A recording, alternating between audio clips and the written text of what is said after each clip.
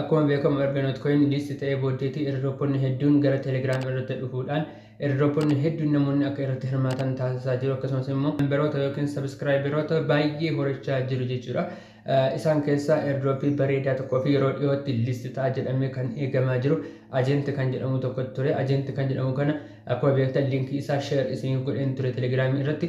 Namoonni baay'een keessan garuu akkaataa itti hojjetan naaf hin galle jechaa jirtu. Kanaaf akkaataa itti hojjetan viidiyoo kana keessatti kan isinitti agarsiisu ta'a jechuudha. Ispiin gochuudhaan toonii garaagaraa argachuu dandeessu. Nootcoinii garaagaraas achirraatii argachuu dandeessu jechuudha. Akkamittiin akka withdraw gootanis kan isinitti agarsiisu ta'a jechuudha. Akkasumas illee connect wallet akkamittiin akka gootan tokko tokkoon kan isinitti agarsiisu ta'a. Maal gochuu akka qabdan illee achii keessatti kan isiniif himu ta'a jechuudha. Akkasumas immoo airdroppiin kun yeroo dhiyootti liist ta'a jedhamee eegamaa waan jiruuf walletii keessan connect gochuu akka hin daganne walletii keessan connect gochuudhaan haga inni snapshot ta'utti yookiinis immoo haga inni distribute ta'ee namootaaf hiramutti coiniin isaa hojjechuu qabdu jechuudha. Abdii irraa kutuu hin qabdanii airdroppiin kun gatii guddaa argata jedhamee gatii eegamaa jiruuf airdroppii kana irratti hundumti keessaniyyuu hirmaachuu qabdu isiniin jedha jechuudha.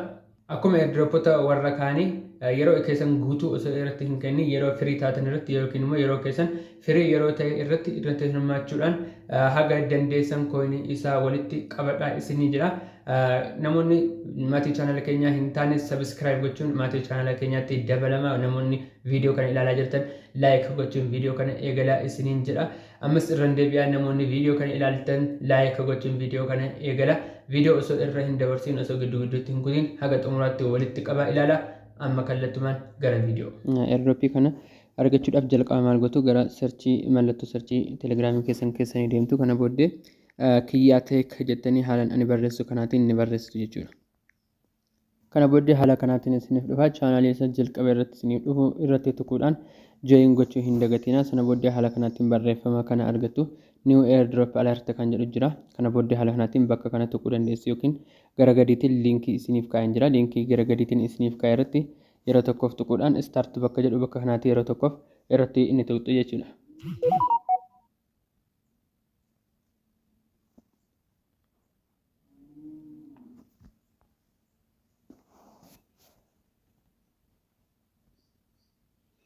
Haala kanaatiin isiniif fide jechuudha.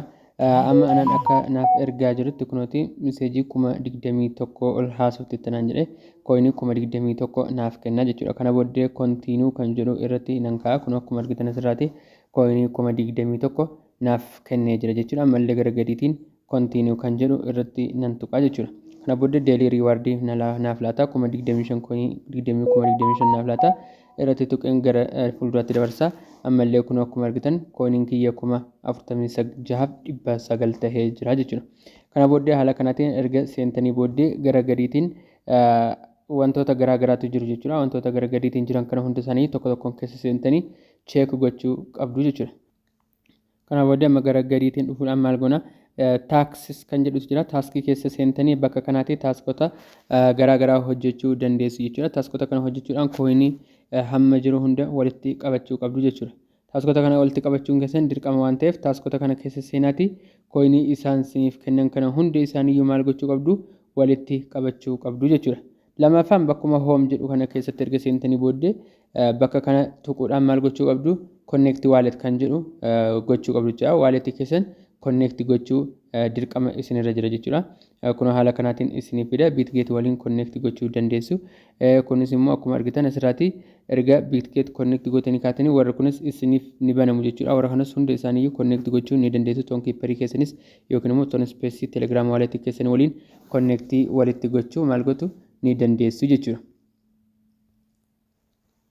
Kanaan booddeetti maaltu jira bakka kanaatti wheel kan jedhutu jira. Bakka kana irratti yeroo tokkoof ni tuqxu.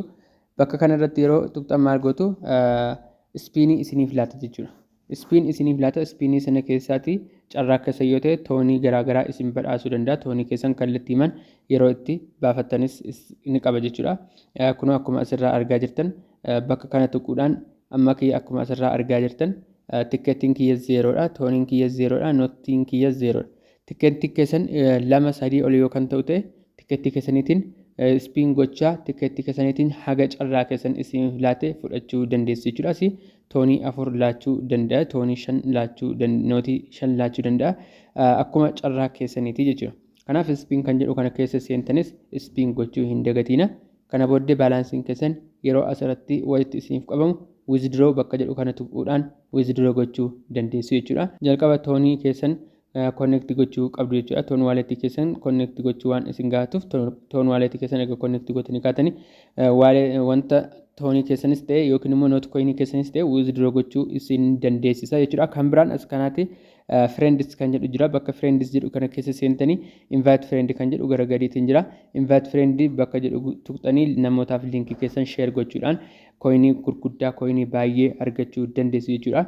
Yeroo dhiyootti waan listi ta'uuf deemuuf hundumti keessaniyyuu irraati qooda fudhachuu qabdu jechuudha. Wanti kun yeroo listi ta'utti gatii bareedaa yookiin gatii guddaa qabaachuu waan danda'uuf hundumti keessaniyyuu haga dandeessaniin irratti hirmaattanii haga dandeessaniin coinii isaa walitti qabachuudhaan waaletti keessan connect gochuu qabdu isiniin jedha. Viidiyoon kun akka isinitti tole abdiin qaba. Viidiyoo biraatiin hamma walitti deebinutti nagaan naaf tura. Goodbye.